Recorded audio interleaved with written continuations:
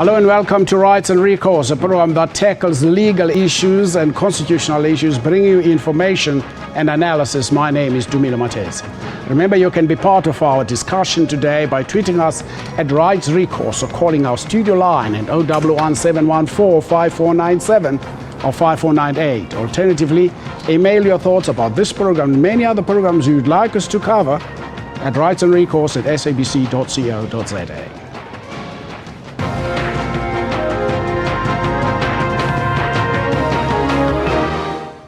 The choice of a particular electoral system has a profound effect on the political life of the country concerned. And in most cases, electoral systems once chosen remain fairly constant as political interests congeal around respond to incentives presented by them. In the light of the impending local government elections, which unlike the national and provincial elections, are mixed elections based on the system that was suggested by the Van Zyl-Slabbert electoral task team. However, the debate as to whether the proportional representation electoral system is sufficient is still raging in South Africa. Today on Rights and Recourse, we explore the South African proportional representation electoral system and whether the time is ripe for a change of electoral system. To discuss today's topic, we are joined in the studio by Mr. Leon Lowe, Executive Director from the Free Market Foundation. And at our Pretoria studios, we would like to welcome Professor Kealibuga Mapunye of the Wippold Brigalia Bam Chair in Electoral Democracy at the University of South Africa. Gentlemen, good afternoon and welcome to Rights and Recourse. Good afternoon. The first question I need to ask, probably both of you can give me a response to this. Why are electoral systems important in a democracy? Well, firstly, there are huge variations, and people seem to think that the one they happen to have is democracy. They're a massive range. The biggest one to which you've referred is direct democracy, which would be where people vote on issues, or representative democracy, where they vote for people. And then there is the proportional representation, which gives smaller parties and interest groups a chance of getting in and stops them being rebellious and forming resistance movements. So that's considered to be stabilizing. And then there's the constituency system, whereby there is a you vote for your representative. In some countries, those constituency representatives are or are not politicized. They might not belong to political parties. That is as it used to be in the old South Africa for white people, who were the only ones, of course, who had the vote. And so there are very, very big differences. You can have monarchies, you can have that still are democracies, like Denmark and Britain and Australia. If you look up on the internet as to how their head of state is chosen, it says monarchy. So in that sense, they're not democratic.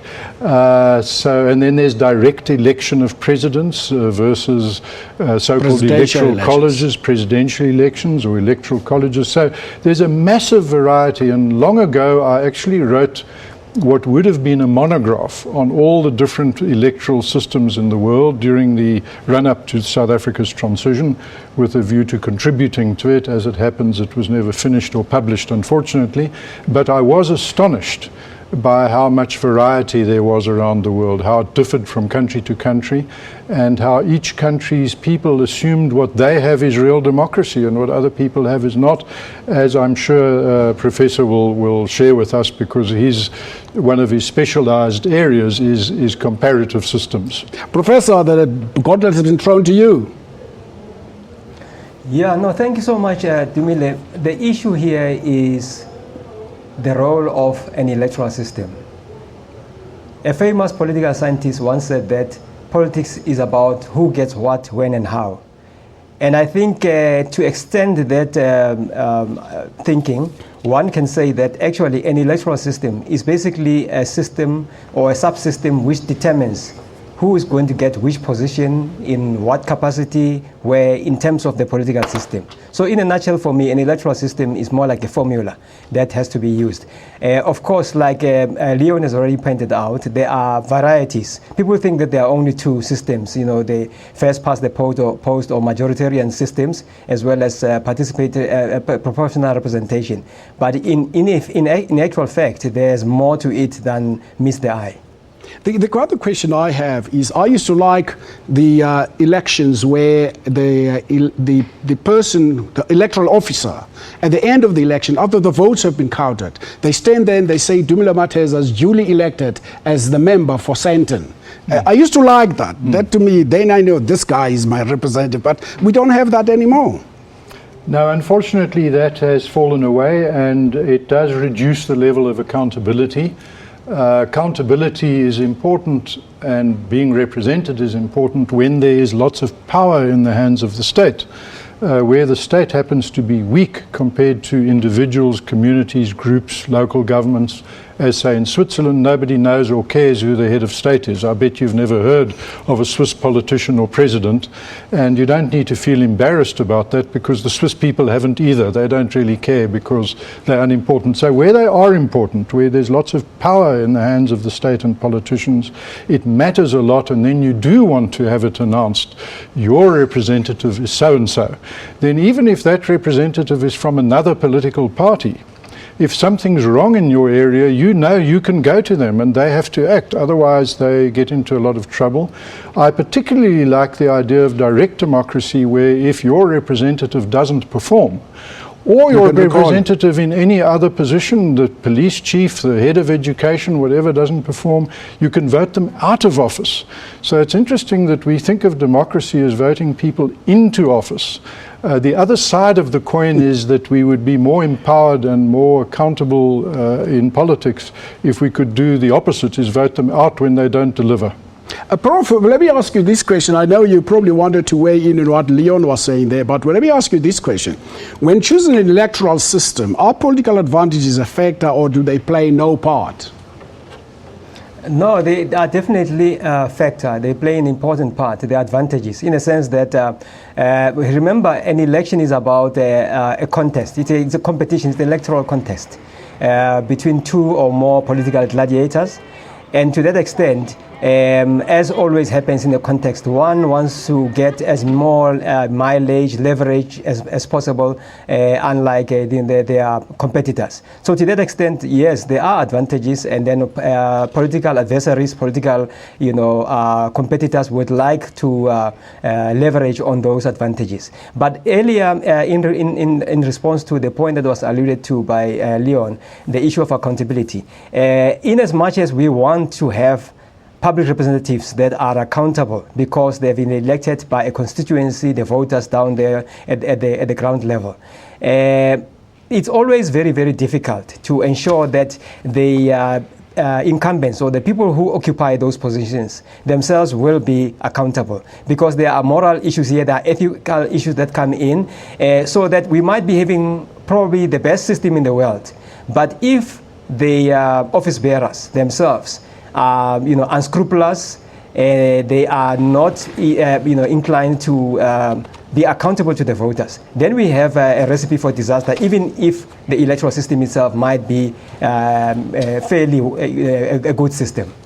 Leon, I know when we were negotiating our democratic future, the National Party wanted group rights to be in the constitution, and the ANC said, no, we're looking at individual rights. But interesting, the explanation given by the Van Zyl-Slabbert Commission, electoral task team, the present electoral system was introduced primarily to ensure the promotion of political diversity within our legislation, broad political representation.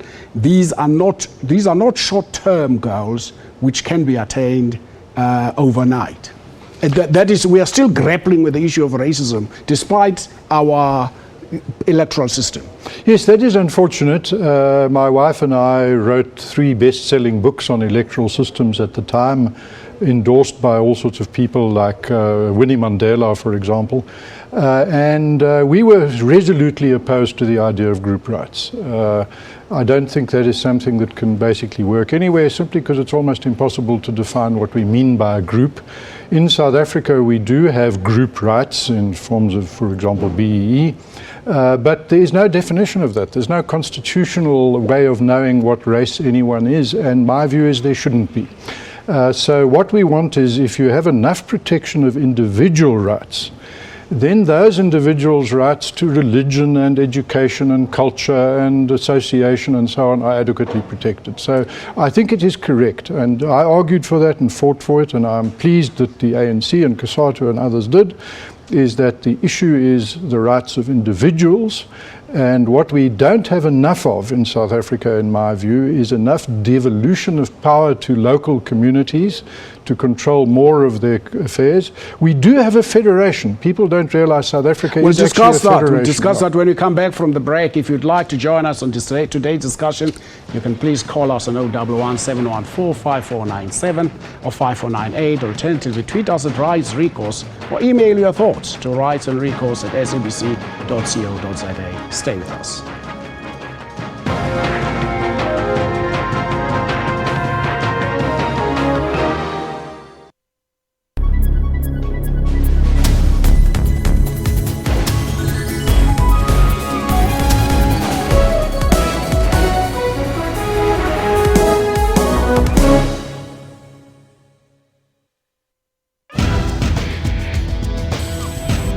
Technology isn't all scary.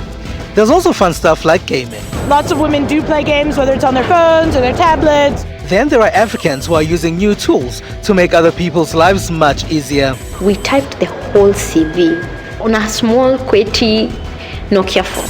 For all these and other technology and social media news, join me, Spumelele Zondi, every Sunday at 7:30 p.m. Central African Time on SABC News. A romantic adventure film starring Ivan Buerta and Donnelly Roberts. The story begins in the beautiful vineyards of Paarl in the Western Cape. The adventure takes off when the characters find themselves on the tropical island of Love, Mauritius. Josephine's work is more interesting and distinguishable. She visits war-stricken zone countries to tell the story of the damage war often leaves behind. This particular exhibition's case, places that are named after conflict or disaster or war or reconciliation. And basically what it is it's a collection of the best animated short films from around the world this year. And the idea is to inspire animators and directors with this exciting content. And so that's been offered to us as a cinema, and we're very excited to be screening the animated show of shows here in South Africa. Join Refulwe Mulwa for that 1 hour weekly dose of arts and entertainment news every Friday at 9 p.m. on Trends.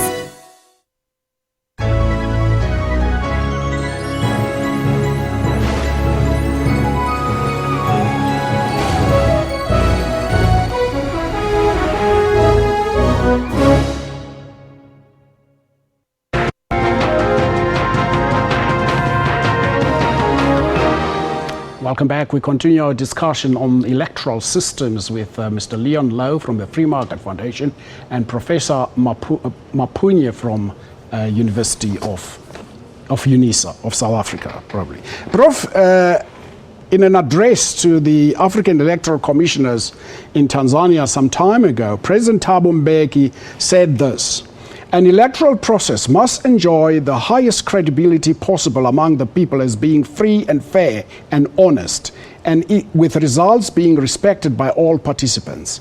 This process must, of course, also include the compilation of a credible voter's roll, as well as the demarcation of constituencies according to fair and consistent criteria. Is that what our system is?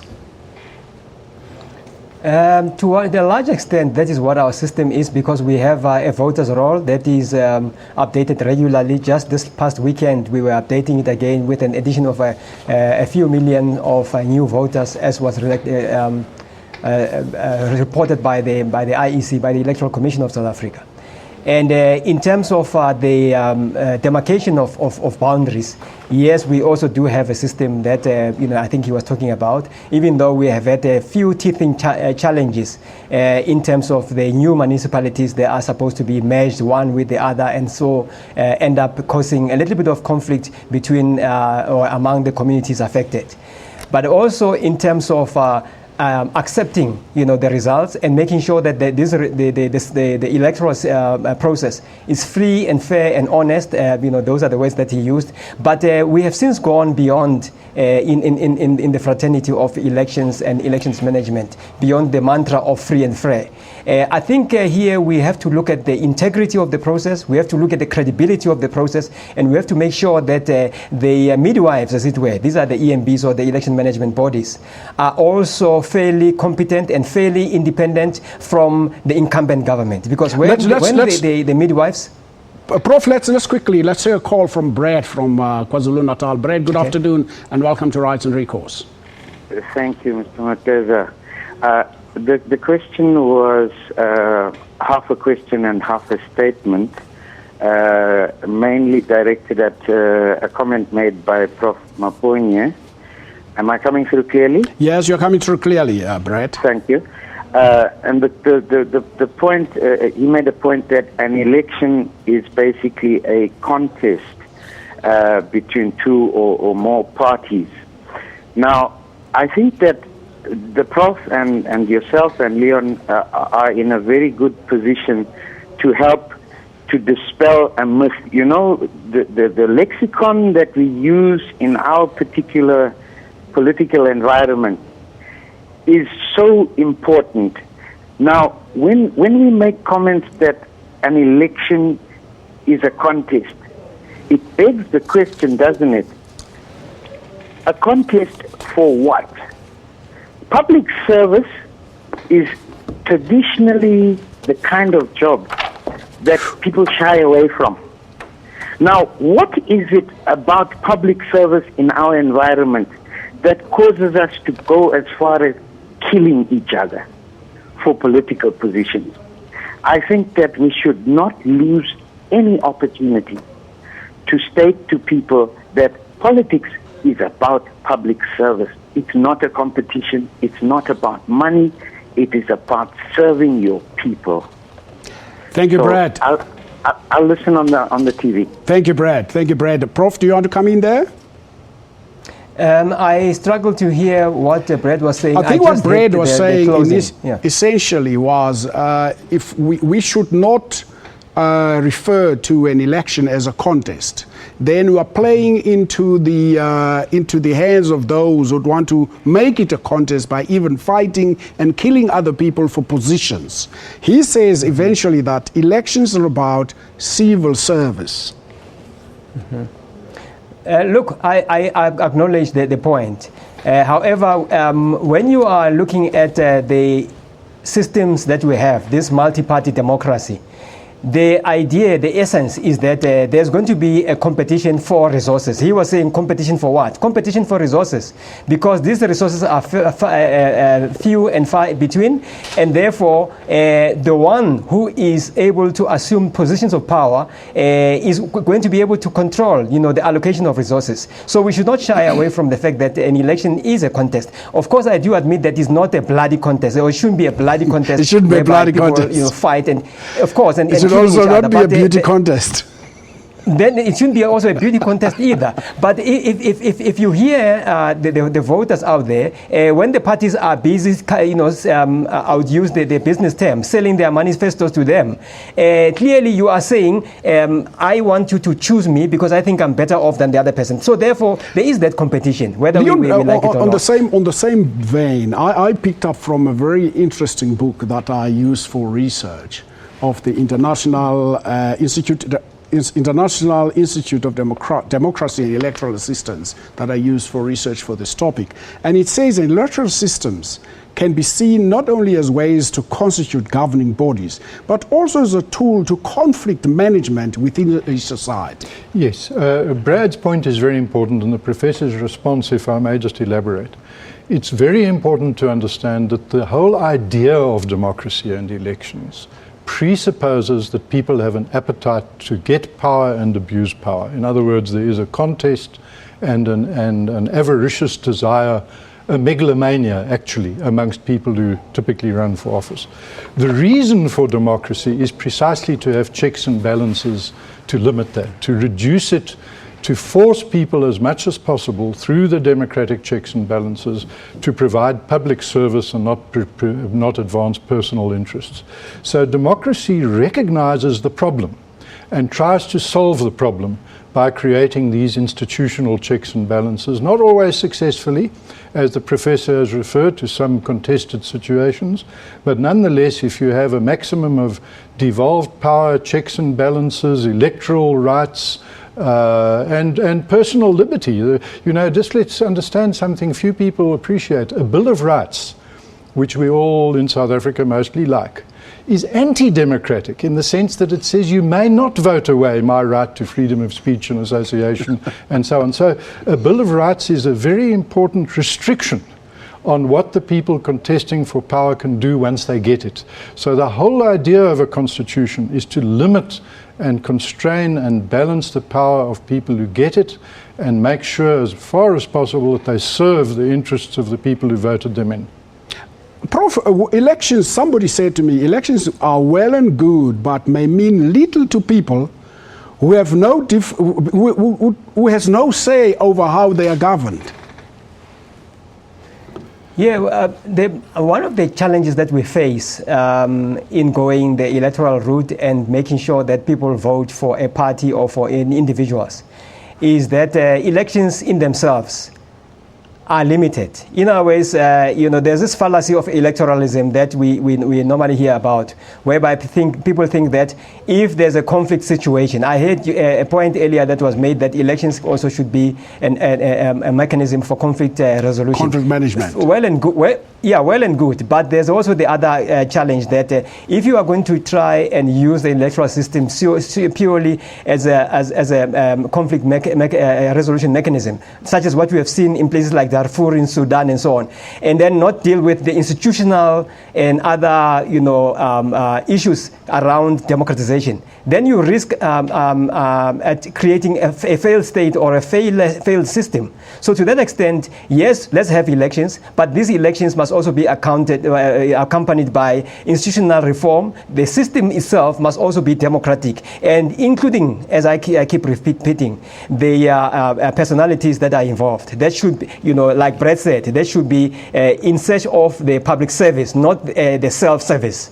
Now the question is, Leon, what I want to come to here is the Prof made reference of places like Sudan, South Sudan, where many of these places in north of us, where people think that when you have elections, you have a democracy, but what that democracy should have been, it must be supported by democratic institutions, like courts, like the public protector, and a whole lot of other institutions that support that democracy. This is absolutely critical, and it's one of the sad things about recent democracies in the world is that they often lost sight of what the older, mature democracies had in mind, which was checks and balances, not just voting. And the Prof is absolutely right. If you think you can solve the problem by merely giving people a vote, without all the other checks and balances, limits on power, the rule of law, for example, the separation of powers,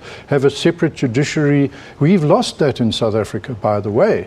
We now have laws being made by the executive, adjudication by the executive, and so what you want is objective criteria, laws of general application, separation of powers, these independent agencies like the courts and the public protector and many, many others. So you're absolutely right. It is, as the Prof says, it's these surrounding what are called institutions. It's bills of rights. It's devolved power. It's different centers of power. It's lots of, I would like to see much more rights to vote. Direct democracy, for example, is one of the things you have in the more mature democracies, but is virtually non-existent in more modern democracies, because the point about democratic values, as they're called, is that it's more than just the right to vote. The right to vote is one element of a free society and free people. Well, when we come back, we'll take a look at our proportional representation and how does it help us and our advantages. What are the advantages? We have already touched on some of those advantages, but what are the advantages of a proportional representation compared to a direct representation? When we come back, that's what we are going to talk about. If you want to call us like Brad did, you can call us on 011 714 5497 or 5498. Alternatively, tweet us at Rights Recourse or email your thoughts about this program and many others to rightsandrecourse@sabc.co.za. Stay with us.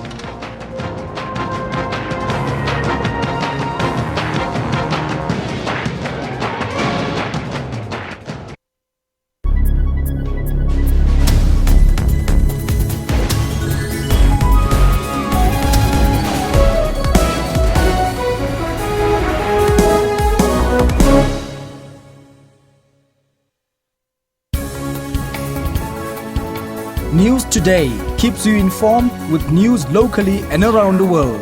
When Judge John Hlophe challenged the Supreme Court of Appeal when it sent the matter back and said that there must be an inquiry set up. We unpack business news. There's an increase in general inflation in the country. We give you up-to-date news of the day. The drugs were seized at several locations in Sydney, including a shipping container sent from Hong Kong. Police say it's the largest haul of illicit drugs in 2 years. We round up sports news. Kotata, tell me about the legacy that you would like to build and be remembered for. Trying to get my foundation running, which is going to focus on, all the sport, doesn't matter disability or able body. So, I'm passionate about sports. Stay informed every Monday to Friday from 3 to 5:30 p.m. CAT. SABC News. The big news is Newsroom. We also stream live on YouTube. Whether you're at home, at the office or at the gym, wherever you are, Newsroom is right there with you. Bringing you all the latest news, updates, sports, weather and everything in between. Get all the latest news you need on the go via live streaming on our YouTube channel. That's Newsroom, weekdays at 9 a.m. only on the SABC News channel.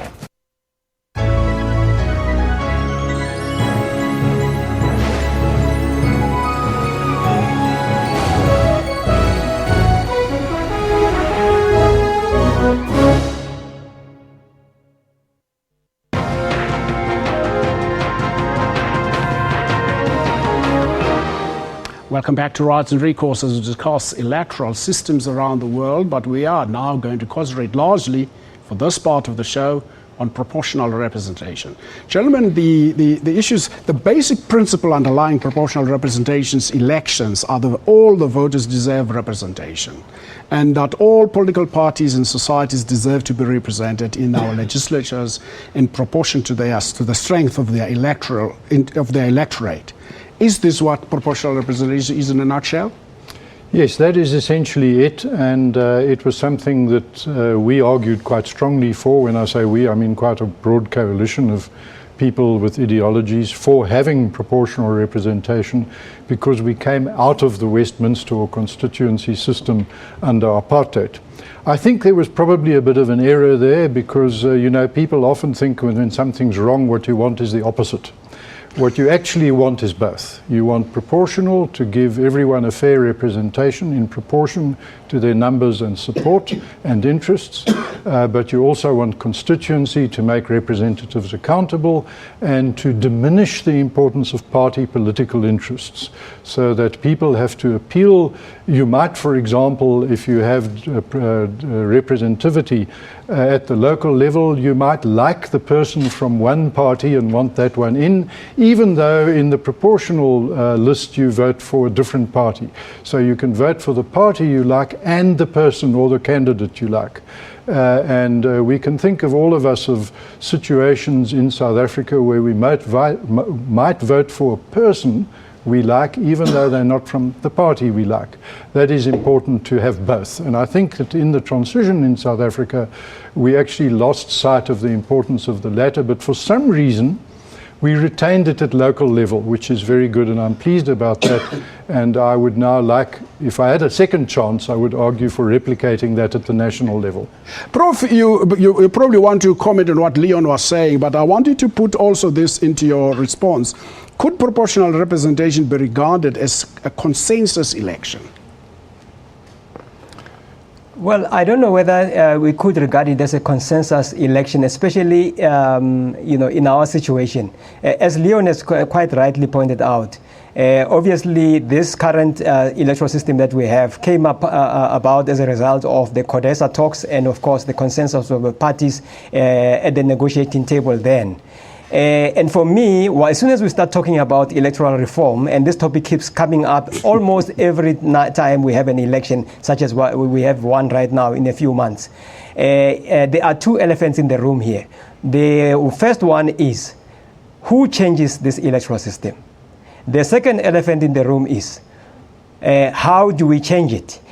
The second elephant, in a way, we might have started tackling it during the 2002 ETT or Electoral Task Team, discussions, whereby that research was, came about through the Van Zyl-Slabbert report that you mentioned earlier, to look at the current electoral system then and to look at how it could be improved.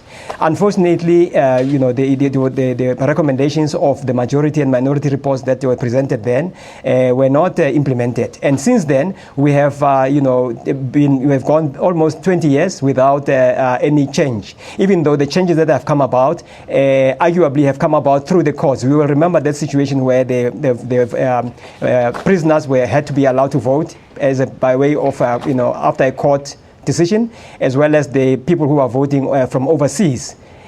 For me, that is electoral reform. So these two elephants, unfortunately, we still have to deal with them. Recent research has tried or is trying to deal with that. In 2013, I was part of another research that was looking at these issues. Unfortunately, the issue of the who is also very important, because you need to have a whole lot of people to participate around the table, yes, including the voters, which we haven't done as of now. The other thing, by the way, which is also another weakness, is the fact that our system does not have the power of recall. In other words, if there's a councillor, local government councillor down there at the local level who is not serving the interest of the voters and they want to remove him or her, unfortunately, they cannot do it in the current closed list party system that we have. That's the thing. Earlier we spoke a lot about accountability, and I think that's the area of accountability which actually is not being addressed by a proportional representative elections. Yes, this is very much a problem. If you do have proportional representation where the parties decide who's going to be in, then at least the voters should have the right to recall them and take them out. There's some systems, my favorite is the Swiss system, where you can vote against people. The canton system. Well, it's firstly canton, meaning very, very highly devolved. Local communities running their own affairs to a very high degree. Swiss people, for example, can travel internationally with a cantonal passport, not even a national one. That's like us traveling on a Free State passport, for example, and a much smaller place than Free State. But what's important there is not only can you recall politicians, you can recall anyone in public office by running a referendum that says they don't like that person in public office. Secondly, you can vote against people. When you go to the ballot box, you can vote for, or you have, for example, in some cantons, 10 votes. You can give 5 for you and 10 again and 5 against someone else.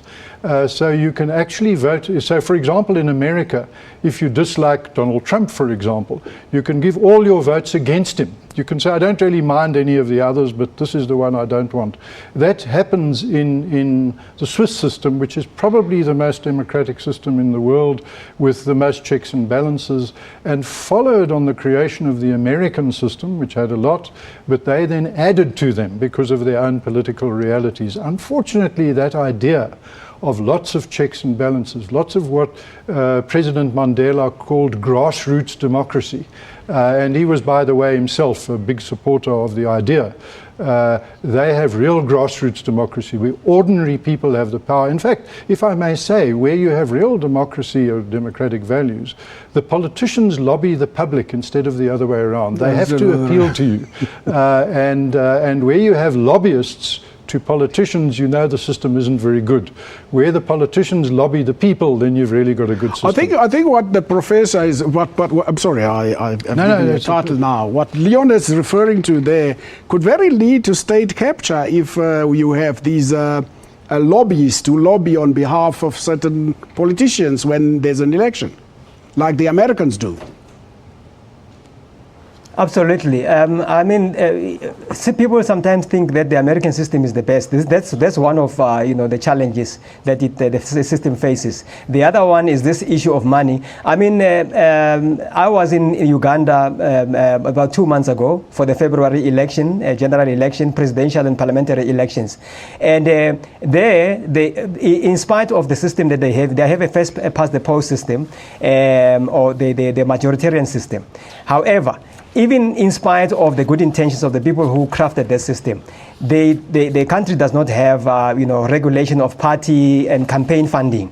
So many commentators and journalists there were calling this Ugandan election a money election, an election characterized by money. And I suppose this is the same thing that you normally see in American elections, whereby the one who's got the biggest stash of money can be able to flavor the situation around, possibly in his or her favor. So to that extent, yes, we have to have an electoral system and reform it as and when it's not functioning well.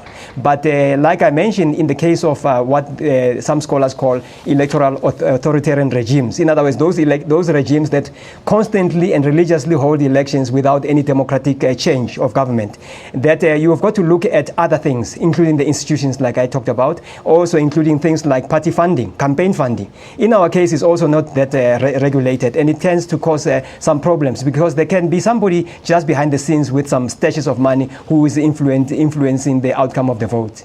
There was, Leon, there was a campaign led by IDASA at the time that parties should actually tell us as voters who is funding them. And all parties actually voted against it. Yes, of course, the parties will vote against it, and that's the problem when you don't have direct democracy, is when politicians have power and all you can do is vote for people as opposed to policies and principles and things like transparency, then of course they will control it in their interests. And this is talk of state capture, is politicians have captured the state from the people, and you are somewhat like someone in a lunatic asylum or a prison who's entitled to vote for the prison keeper rather than to vote whether you'll be in prison or not.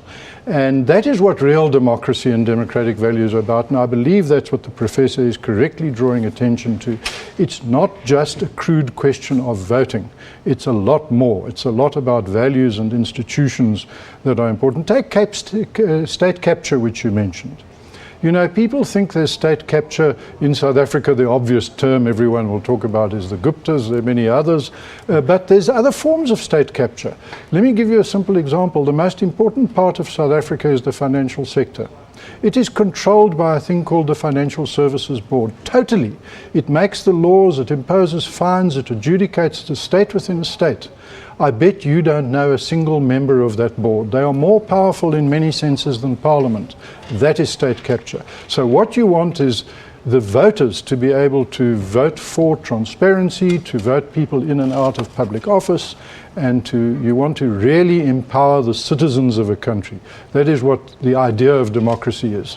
Well, we'll continue our discussion. Looks like a riveting discussion here on the electoral systems. If you'd like to join us in today's discussion, please do call us on 7945498, or you can tweet us at Rights Recourse. You can also email your thoughts to rightsandrecourse@sabc.co.za. But let me tell you, next week we'll be discussing the 20th anniversary of the TRC. You can send us your questions. What do you want us to ask those who will be participating in that discussion about the TRC? Stay with us.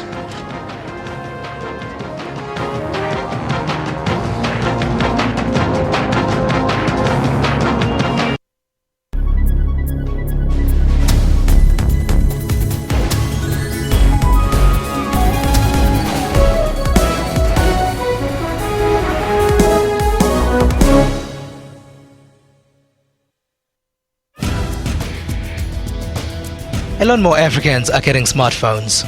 You've got 150 million people using mobile devices in this country. This means internet connectivity is increasing. That results in access to information. Some are using social media to share new African narratives through campaigns. The friend says, oh, I'm seeing this thing on Facebook. Where is it happening? Agege Stadium, everybody goes there. On Network, we tell you how Africans are staying connected. We also have new gadgets, games and social media news. That's Network with me, Spumelele Zondi, every Sunday at 19:30 Central African Time.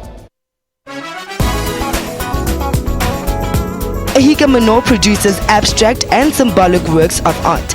He called his latest collection Vote with Ink, Not Blood.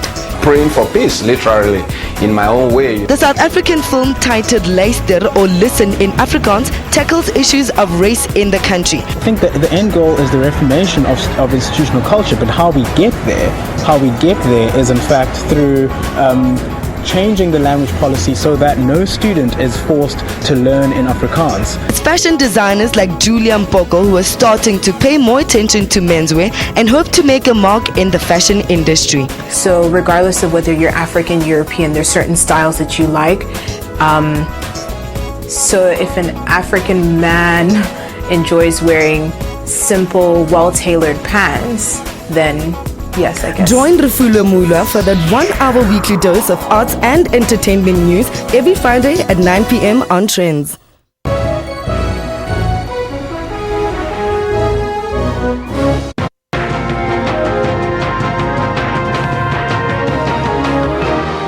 Welcome back to Rights and Recourse as we discuss electoral systems around the world, as we are now concentrating on our system, the proportional representation system. Prof and Leon, what are the advantages of the proportional representation system and what are the disadvantages? We have already touched on some of those. I don't know whether I should be the one to start. Yes, go ahead, Prof.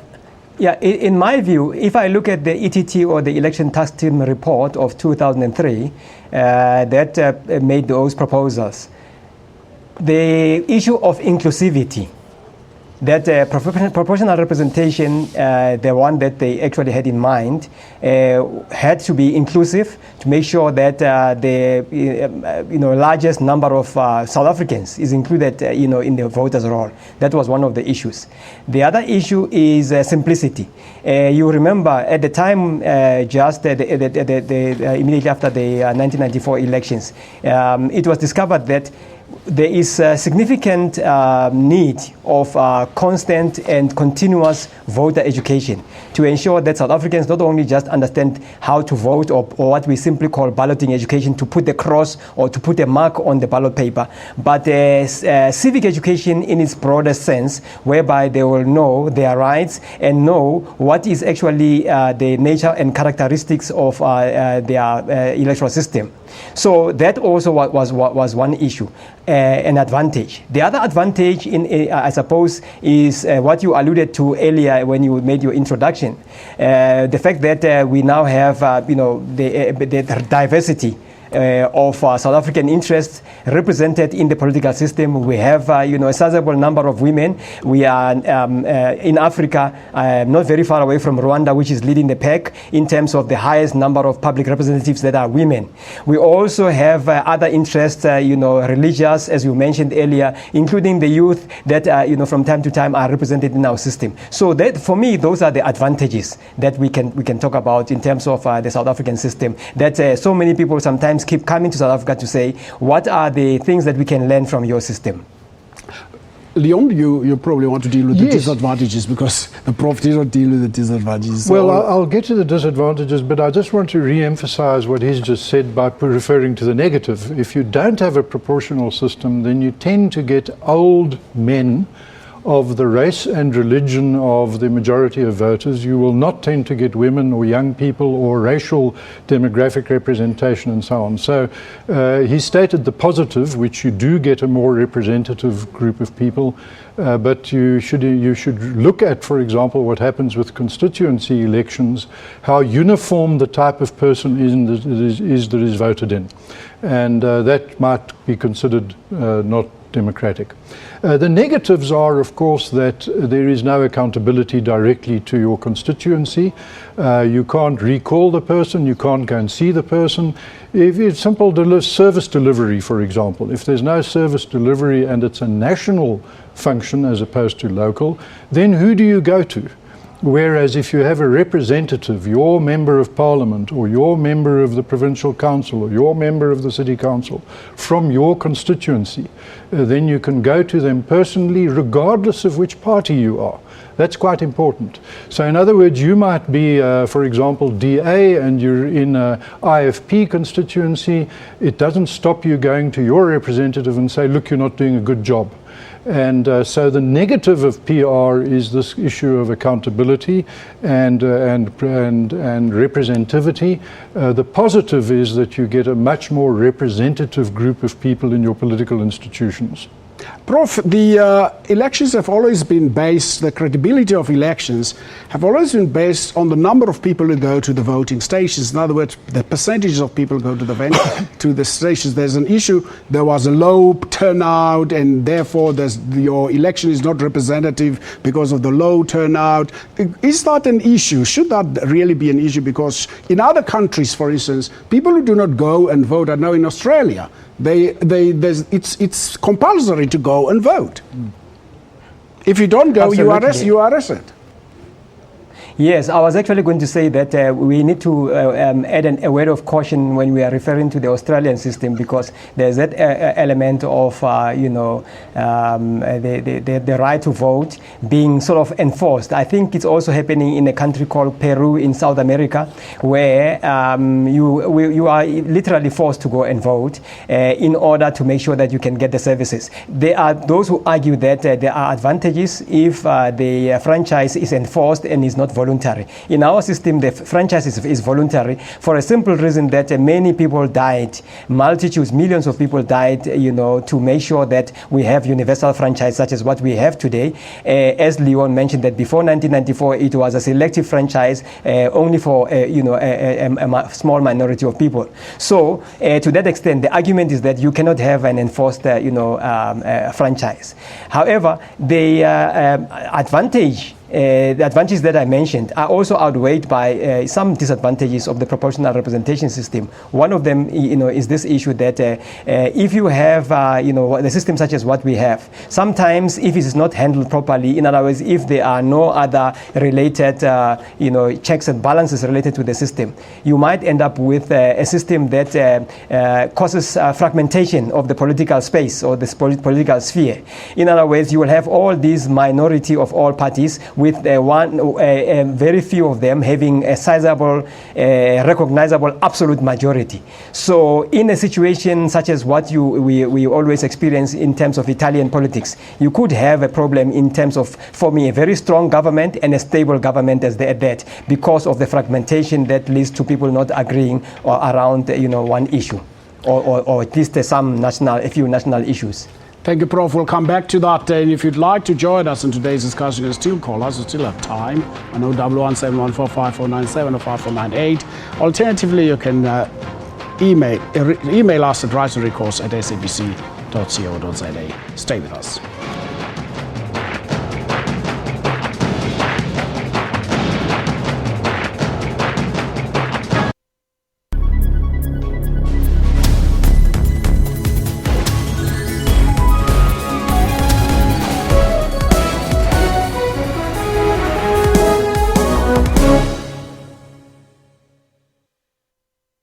Good afternoon, you're watching the Midday Report. Lunchtime news amplified. But for now, this is what they call home.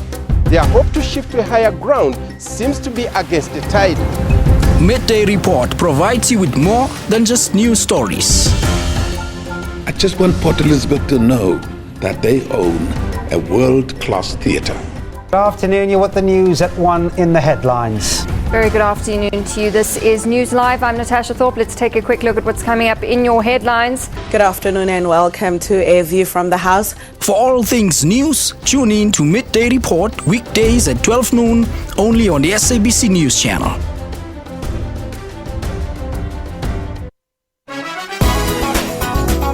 a romantic adventure film starring Ivan Buerta and Donnelly Roberts. The story begins in the beautiful vineyards of Paarl in the Western Cape. The adventure takes off when the characters find themselves on the tropical island of Love, Mauritius. Josephine's work is more interesting and distinguishable. She visits war-stricken zone countries to tell the story of the damage war often leaves behind. This particular exhibition's case, places that are named after conflict or disaster or war or reconciliation. And basically what it is it's a collection of the best animated short films from around the world this year. And the idea is to inspire animators and directors with this exciting content. And so that's been offered to us as a cinema, and we're very excited to be screening the animated show of shows here in South Africa. Join Refulwa Mulwa for that 1 hour weekly dose of arts and entertainment news every Friday at 9 p.m. on Trends.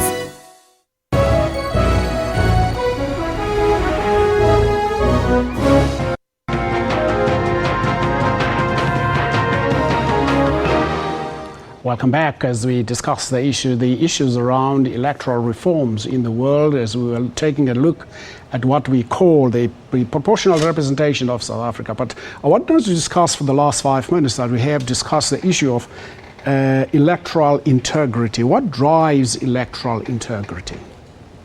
Well, I think that what drives it is the Prof has alluded to it in other countries, and it is that it's not just fair and free, but that it's about the institutions, it's about the what people are in fact voting for.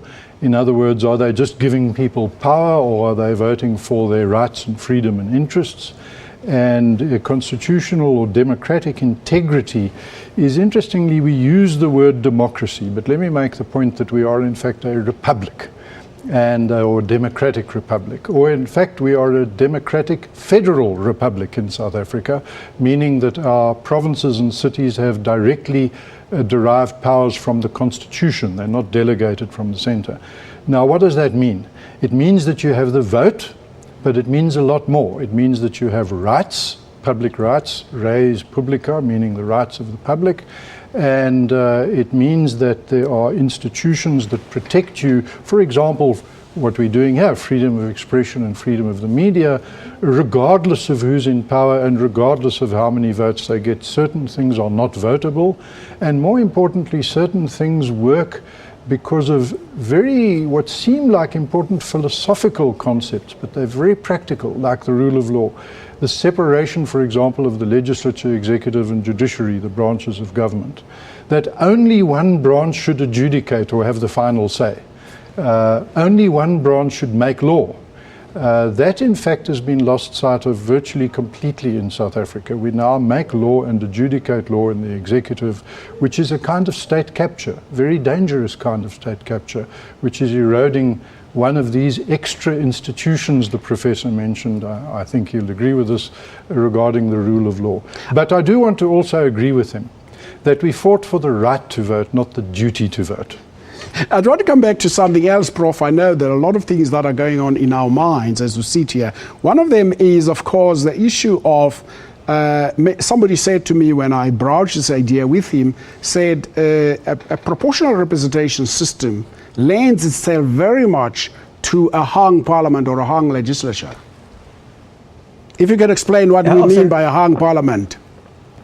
Well, a hung parliament, in my view, would be a parliament in which the numbers, because here we are talking about the numbers game, the numbers do not necessarily add up such that you can have a majority decision, and then in the end you end up having to postpone the matter or to try and get as much troops behind the parliamentarians that have to vote on a particular issue such that you can have a majority. But in most instances you find that it's very, very difficult to get a majority, especially where you have too many parties with not sufficient numbers behind them. So in that case you end up having there's a risk that you might end up not making a decision after all. I also wanted to you made reference earlier. I think it's the issues that affect, to a large extent, in the last couple of years, that affected Italy. Yes, it can be a situation where you have and of course, there's a number, Israel included, a number of other democratic systems that normally have a problem to that extent. I also was saying that earlier you asked me the question around this issue of the numbers. In other words, where the turnout does not seem to reflect the wishes of the electorate. It is also basically a question of what type of electoral system we have. We know that the electoral system is a combination of what they call the district magnitude. In other words, how many constituencies or areas, jurisdictions do you have from which you can elect representatives?